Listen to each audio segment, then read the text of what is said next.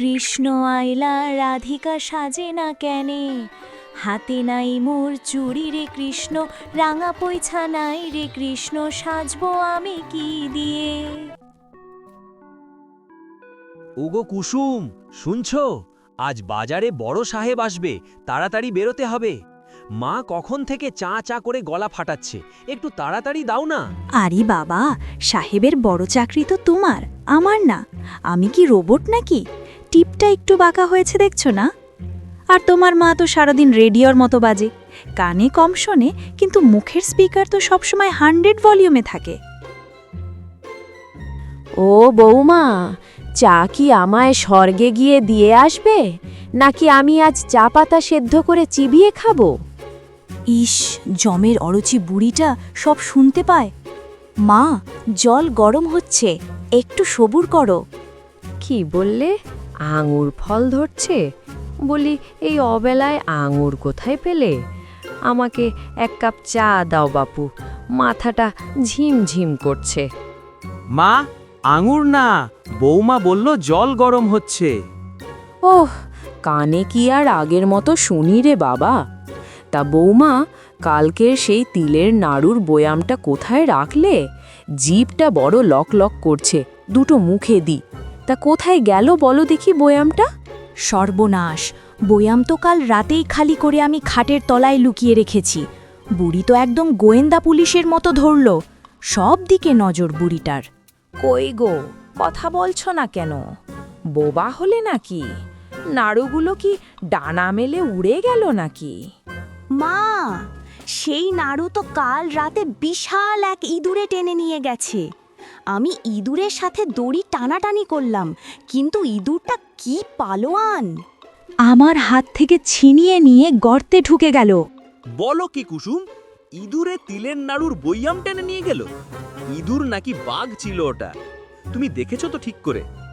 আরে, বাঘের চেয়েও খতরনাক। ওই যে কালো মোটা ইঁদুরটা ঘরে না, ওটা তো আসলে ইঁদুর না, জ্যান্ত শয়তান। মা, তুমি বলো মুড়ে চিবিয়ে চা খাও, নাড়ুর মায়া ত্যাগ করো। ইঁদুর বুঝি এখন নাড়ুর সাথে বইয়ামটাও হজম করে ফেলছে? তা বৌমা, তোমার ঠোঁটে ওটা কি? নাড়ুর গুড় লেগে নেই তো? না মা, ওটা তো লিপস্টিক। তুমিও না, সব কিছুতেই নাড়ু দেখো। আর তোমার বয়স হয়েছে, চোখেও মনে হয় একটু কম দেখছো।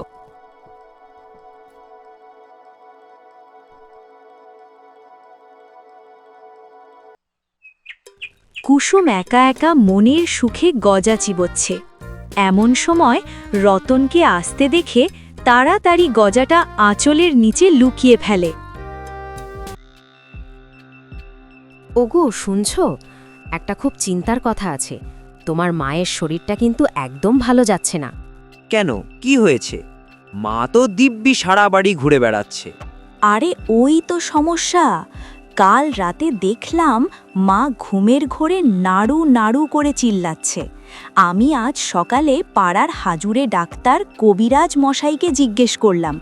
উনি বললেন মায়ের শরীরে নাকি মিষ্টি বিষ ঢুকেছে। মিষ্টি বিষ? সে আবার কি রোগ? এ রোগের নাম আগে কোনোদিন তো শুনিনি। ডাক্তার বলেছে মা যদি আর একটাও মিষ্টি বা ভালো মন্দ খাবার খায়, তবে ওনার জিভ নাকি পাথর হয়ে যাবে। মা আর কোনোদিন কথা বলতে পারবেন না, একেবারে বোবা হয়ে যাবেন। কি সর্বনাশ! তাহলে উপায়? উপায় একটাই, কঠোর ডায়েট। আজ থেকে মায়ের সব ভালো খাবার বন্ধ। মা শুধু খাবে নিমপাতা সেদ্ধ, করলার তিতো রস আর একদম নুন ছাড়া ফেনা ভাত। এতে যদি বিষটা কাটে। ওরে আমার লোভী বউ, আমাকে তিতো খাইয়ে আর নিজের রাজভোগ খাবে? দাঁড়াও, তোমার ডায়েট আমি ছুটিয়ে দিচ্ছি।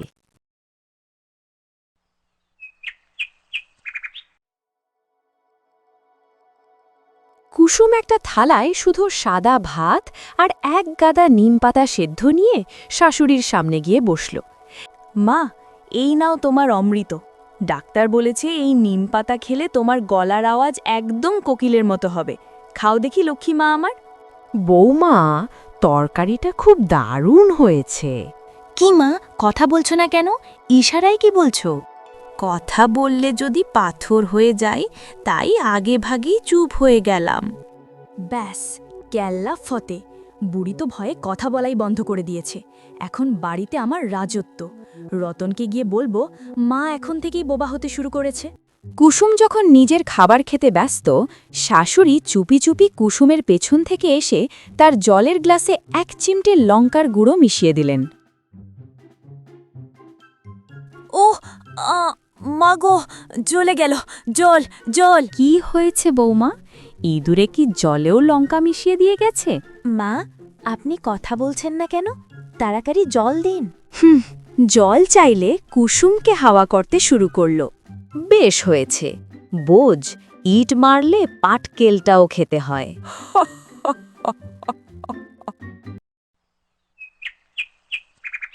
কুসুম ভেবেছিল শাশুড়ি বোবা হয়ে যাওয়ায় সুবিধা হয়েছে, কিন্তু এখন সে দেখছে শাশুড়ি কথা না বললেও তার কাজের ধরনে কুসুমের নাজেহাল অবস্থা। এই সময় বাড়িতে কুসুমের এক দূর সম্পর্কের আত্মীয় বেড়াতে আসে। আরে ঝুম্পাদি, এসো এসো, কেমন আছো? কতদিন পর দেখা।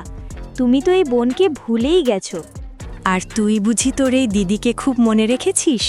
তুইও একদম যাস না।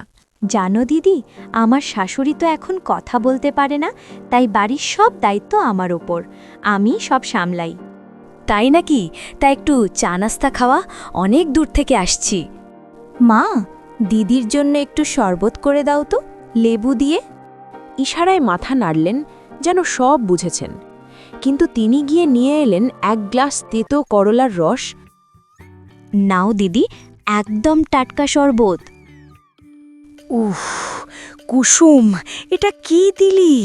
আমার কি জন্ডিস হয়েছে যে করলার রস দিচ্ছিস? সে কি মা, লেবু দিতে বললাম আর আপনি করলা দিলেন? বৌমা, তুমি তো বললে দিদির শরীর খারাপ, তাই তেতো রস দাও। মা, দিদিকে একটু হাওয়া করু তো।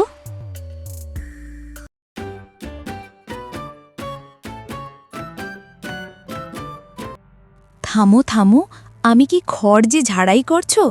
কুসুম, তোর শাশুড়ি কি আমার সাথে ইয়ার্কি মারছে? না না দিদি, মা তো বোবা হয়ে গেছে, তাই মাথা কাজ করছে না বোধহয়। মা, ওই মিষ্টির প্যাকেটটা দাও তো, দিদিকে দি।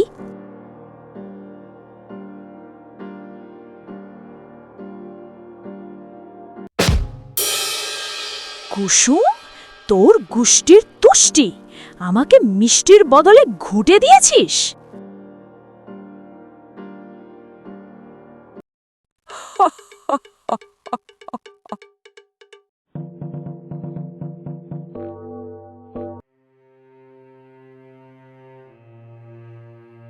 কি হয়েছে কুসুম, তুমি কাঁদছ কেন? আর তোমার ঝুম্পা দিদি ওভাবে গালমন্দ করতে করতে চলে গেল কেন? ওগো, তোমার মা তো পাগল হয়ে গেছেন। কথা বলছেন না সেটা ঠিক আছে, কিন্তু আমাকে আর আমার আত্মীয়কে যা নাজেহাল করলেন। মিষ্টির বদলে ঘুঁটে দিলেন, ঘুঁটে। শরবতের বদলে করলার রস দিলেন। আমি আর এ বাড়িতে থাকব না। আমি কিন্তু এবার বাপের বাড়ি চলে যাব। তুমি কিছু করো। মা, তুমি কি সত্যিই বুঝতে পারছো না আমরা কি বলছি? তোমার কি মাথাটাও গেছে? মাথা আমার ঠিকই আছে রে রতন, মাথা খারাপ হয়েছে তোর বউয়ের। হ্যাঁ মা, আপনি কথা বলছেন? আপনি না বোবা হয়ে গিয়েছিলেন? বোবা হব কেন? তোর বউ আমাকে ডাক্তার আর বিষের ভয় দেখিয়ে কথা বন্ধ করতে বলেছিল রতন। কেন জানিস? যাতে ও আমায় না খাইয়ে নিজে সব লুকিয়ে লুকিয়ে সাবার করতে পারে। কি বলছো মা? কুসুম তো বলল মিষ্টি খেলে নাকি তোমার জিভ পাথর হয়ে যাবে। কি কুসুম, তুমি তো তাই আমাকে বলেছিলে। হ্যাঁ, পাথর তো তোর বউয়ের মনটা হয়েছে রে। শোন রতন, আমি তো কানে কম শুনি বলে ভান করি, কিন্তু সেদিন তোরা যখন ফিসফিস করে কথা বলছিলি আমি সব শুনে ফেলেছিলাম। তিলের নাড়ু ইঁদুরে খায়নি, তোর বউয়ের পেটে গেছে। মা, আমি আসলে আসলে কি আমি কানে কম শুনি বলে ভাবলে আমাকে যা খুশি বোঝাবে? এই যে করলার রস আর পান্তা ভাত খাওয়ালে, এটা হলো তোমার মিথ্যে বলার ওষুধ। এবার বুঝেছ তো, পরের জন্যে গর্ত খুঁড়লে নিজেকেই তাতে পড়তে হয়। কুসুম, তুমি মায়ের সাথে এই ছলনা করলে। আজ থেকে তোমার সব সাজগোজ বন্ধ। এখন থেকে তুমি প্রতিদিন সকালে মাকে গরম চা আর হলুদ দুধ করে খাওয়াবে, আর মা যা বলবে তাই হবে। মা, আমাকে ক্ষমা করে দাও। আমি আর কোনোদিন মিথ্যে বলবো না, আর খাবারের লোভও করব না। আমি বুঝতে পেরেছি তুমি কানে কম শুনলেও বুদ্ধি আমার চেয়ে অনেক বেশি। ঠিক আছে, ঠিক আছে, যা এবার 1 কাপ কড়া করে চা নিয়ে আয়। আজ থেকে আর কেউ বোবাও থাকবে না, আর কেউ না খেয়েও থাকবে না।